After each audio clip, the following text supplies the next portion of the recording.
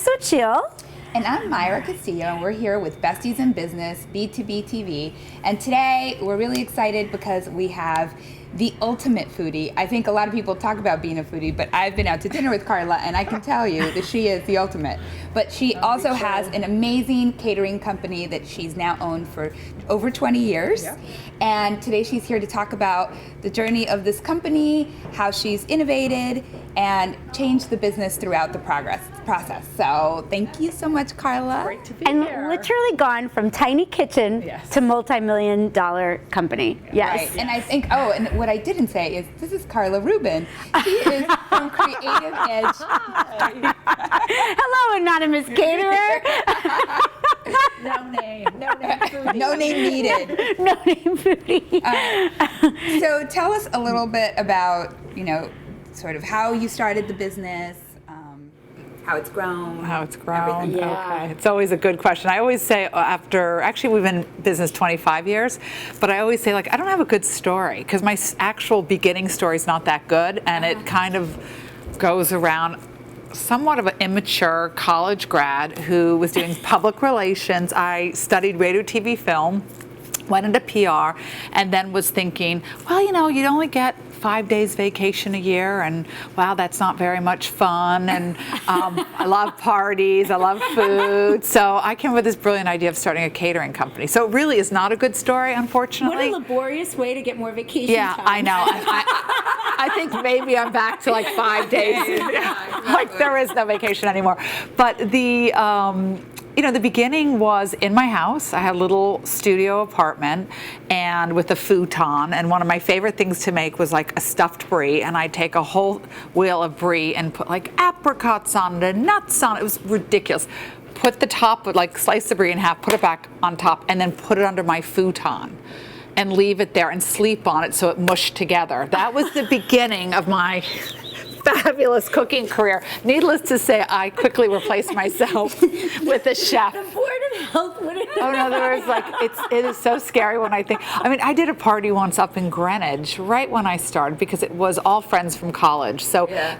One friend hired me, and I think I did sandwiches. And then another friend hired me. I think I did crudité. And then I went to the third friend, and I was like, yeah, I cater for Morgan Stanley and Ann Taylor, who back then, Ann Taylor was huge. Right. So they're like, oh, well, she must be really good. Okay, they never asked me what I made, how many people I served. It was my friend named Morgan Stanley. Right. Yeah, and Anne and her boyfriend Taylor was on the most drug-infested street ever, and it was actually a good. I call it the good luck space because before us was Terra Chips. Oh wow. Yeah, exactly. So I was like, well, Terra Chips is there. John Macy's cheese straws were there. That's a smaller brand, but Terra Chips was there, and they said, well, you can share with us, and then they grew too big and. So I went in there. So in the beginning, what I'd have is a little office as big as this space. And then when clients would say they'd come down for a tasting, which nobody went to the East Village back then. Yeah. We'd take huge drapes, drape everything off, shove all the office equipment behind these drapes, and set a dining room, and think that nobody really noticed that we were. Well, it was a hole in the wall. And then I took on a partner. How many years had you had the business before you took on the partner? 6 years. Okay. Oh, okay. Yeah. So how big was it when you took on the partner? It was, I don't know how to put it into perspective. It was, I think in catering, it takes 5 or 6 years to kind of get off the ground. Yeah. It really does. So it was definitely heading uphill. Right. But you have weird surges and I don't know if you've seen this in other small businesses that, you go here and then you go way up. Yeah. And then you sort of coast and then you go way up. And then, so that's sort of, we're kind of in 5 year, it's 5 years, boom. And then you kind of go how am I going to do this? How am I going to do this? And then, boom. The growing pains. The ground, because you grow to where you are, and then you kind of have to catch up. Right. Yeah. You have to figure out what does this growth mean? Yeah, exactly. And sometimes it takes some time to figure out that growth. So, it was an interesting period because we started to grow. I think I started to really learn a lot more about catering on a much sort of bigger, broader scale. And then after that, we started a second company within this company, which I don't even know if you guys know about, but started Daily Soup. Oh my gosh, no. No, okay. So in and amongst all of this, Why not? Started a chain of soup stores called Daily Soup, and there were 12 stores, and they were takeout. And it happened just, I think the first store opened just as the Seinfeld episode came out. Literally, I think the same week. Wow. So it was this huge influx. So Amazing incredible timing. timing. So we were doing Creative Edge during the day and Daily Soup in the nighttime. So it was really kind of So you just an didn't interesting. want to sleep. No, and I still don't. It's kind of like, I'm like, okay, let's start another business. So, the business kept on growing and kept on growing. And I think for Creative Edge, there was a point where Daily Soup was really big and Creative Edge was really big. So my partner went and really focused on Daily Soup, and I focused on Creative Edge. And that was an interesting sort of a turn of events for me, because it was like my company was back, I was running the whole thing, and now it was sort of like full speed ahead. Yeah. Daily Soup didn't last, unfortunately. Great concept, but it wasn't run really well. So then my partner sort of came back. So we had a place here in Brooklyn where we were then cooking the soup. Right. So then my partner came back, and it was kind of like, wait, So you break up your business partnership after about, what, 15 years 20 then? years. 20 years. 20 years. One of Big the decision. giant decision. Yep. Was that like getting a divorce? Worse. Worse. Worse. Yeah, and like, how do you? It was a hard decision to come to, but it was a decision when I think it was maybe sort of that hitting that point in your life where you go, what do I want to do when I grow up? And what I knew was the company had grown exponentially, and it had really grown, and I had grown within the company, and the direction I was growing was very different than the direction he was going, and my goals personally and for the business were extremely different. And so I sort of sat there one day and I said, do I want to just battle for the next 20 years? Right. I think this is better both for myself and for him. Right. And I stayed true to that. I think he's in a better place, I'm in a better place, and we're each doing our own thing instead of spending the next 20 years battling. So tell us about what was harder and what parts you were really afraid of that were easier. I think that running the kitchen was harder than I thought it would be. Okay. So I was very, very God, but how much involved. better are you at your job now? Yeah, much better. Yeah. Much better. I understood the kitchen from a sales point of view, and I understood from the client point of view, but did I know how to schedule guys to come in? Did I know how to interview? No. I know how to do a taste test, and I can tell you if somebody's a good cook, but I can't tell you by looking at the resume if this is the perfect person for this position. Now I can look at him. Yeah. But so that was a lot trickier. Also, I think when a company goes through a change with the, there was a lot of insecurity within the team. Right. So really reassuring them that everything is fine and Right. going to be fine. I took a little bit of a PR beating, which I didn't anticipate. So that was much more challenging than I ever anticipated. So I think, in hindsight, I'm not sure what I could have done differently to be prepared, but probably kind of walked myself down a year further than I had. Would have been a smarter move. However, 3 years later, it's totally behind. We're bigger and better and stronger than ever. Right. Best team going, and so it all works out. But it was challenging But for one sure. of the things that I've always admired you from afar, and we should probably say, like, we always have looked to you as like a mentor in many respects, but like, is that Don't break no, up. No, but is that no one person has Yeah. ever been bigger than the company? Like, Yeah, I and agree. I think sometimes, we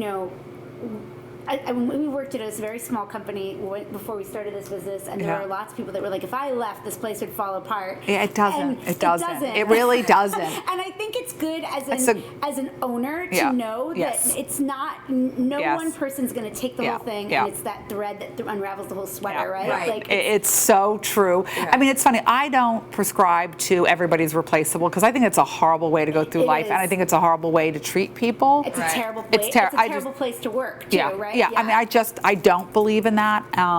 However, I have found that each time somebody has left for whatever reason, the next step has always been stronger. So if you had asked me that 2 years ago, I'd been like, no way, that's not true. It is 100%. I mean, that's the one single lesson I would say is absolutely true, that we just keep getting better. So that's the exciting part. And then with the growth, you bring in people that are up to speed with the growth. So it does work. You really made your name being very innovative. And I think, like, very you know, innovative. for people that aren't in New York or that haven't had the pleasure of being at one of your parties, like, it was not... Like, it's not just food. It's not just food. I grew up surrounded by the arts, the performing arts, the visual arts. So I grew up in sort of a fabulously kooky atmosphere. So the way I look at food is just completely different than catering. And when I opened the company, I set out to absolutely not just sort of, as our logo says, be another chicken dinner. Because there's enough of that. There's millions of caterers. Nobody needs another caterer. So really what was going to sort of distinguish us is what I'm passionate about, which is an incredible dining experience, but also you experience food first with your eyes. No matter what, you make a decision immediately. Am I going to eat that or I'm not going to eat that? You can make that decision on the way the food looks. You can make that decision on the way the person who's presenting it looks, or even the atmosphere in the room. But the atmosphere in the room sort of creates the mood you're going to be in, and then you're approached, and what you're seeing and experience is how you're going to try it. Because if everybody stayed in their comfort zone in the foods that they really know and love, they would never try anything new. So you have to pull it out of them to try something new and different, and you're going to gain their trust by that visual experience initially. Do you think it would be possible to open Creative Edge today? No. Like, No. No. When somebody comes to me and is like, I'm opening a catering, I'm like, don't go do for it. it. So I go, at first they don't do it. I'm like, go for it. You're afraid of the competition. No, not at all. It's not, that's not it. Not at all. It's like, it's a time and place thing, right? Like, I think it would be impossible. just the square footage in the kitchen space. Yeah. And it's very different now. I mean, the rules, the laws, it's totally different. And, you know, I think one of the things that in growing any business is really being aware of where you are in the marketplace and never taking it for granted. And I think I will never take it for granted, and I will never sort of rest on my laurels. And so every single day I walk in, I'm like, okay, what are we going to work on now? What's going to be new? You know, people will hear me say, they don't want to meet me. They don't want to work with me. I'm not their style. You're going to go to that meeting. You're their style. Because it's a very personalized experience, and it's not one size fits all. You know, and that's something that in catering you get so overwhelmed, you start hunkering down, and people forget that, you know, you can try out new things. So for a woman that is passionate about food, so it's not catering, what area in the food industry, in the culinary industry, do you see as having growth, like a room for growth? I think really working with some of the sort of the newer, younger chefs, I think that's a really interesting aspect of it. And I started this thing called the Creative Edge Culinary Council. And that's really bringing young chefs in from other parts of the world who cook with us, and we cook with them, and we exchange ideas. I think that that's really, really key. I think in the catering industry that it's completely void of people sharing. Unlike restaurant chefs dine together, they meet and they eat noodles at midnight, and it's, you know, they're all together, working together. Caterers, they don't even get near each other. So I'm trying to keep that dialogue open, and I'm trying to keep that dialogue open for my kitchen, because if they get bored, the food gets boring. So I think it's really, really key to always keep them inspired. You know what I always remember? Do you remember when we were talking about this? You were at dinner once, and you said that you were passing by Lincoln Center, and you saw some party going on, and you were like, if I don't end up catering a party like that, then this isn't worth me doing. I think I'm there. I got there. I got there. But I remember that. I also feel like it's good to like not just try to do it. To like go like that, right? Like and look up with it, right? Is a big. And I think what we've done well is we've stayed, I hate to use this term, but we've stayed boutique-y, but we've done the biggest. And I think that that's what's great, is I haven't sold out. And we've really literally done all the biggest events in New York and the most prestigious, but there's still hundreds of thousands of people who go, what's your name? And that's not a bad thing. Because I don't want to become the McDonald's of the catering world. So You know, it's still something special, and we've grown enormously. So I think that that's a good balance. Yeah, it is. Where would you like to see it go? I think what I would like to see it go is a little bit more working on the design. We just took 10,000 square feet in Jersey City.